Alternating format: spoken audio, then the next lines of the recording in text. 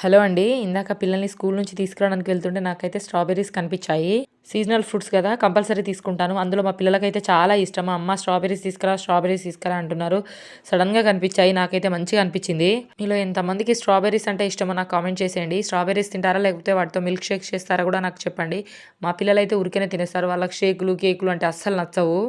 చాలా రేట్ చెప్తున్నాడు. అర్ధగంట బేరం ఆడాక 2 డబ్బాలు తీసుకున్నాను. రూ. 100కి 2 డబ్బాలు ఇయ్యమన్నాను. కానీ 150కి ఇచ్చాడు.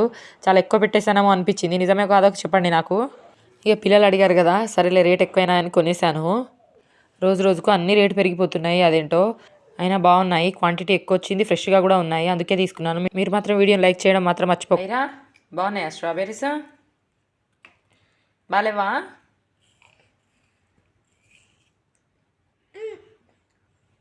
యాపిల్ బాగుందా? స్ట్రాబెర్రీ బాగాలేదా? బాగుందా?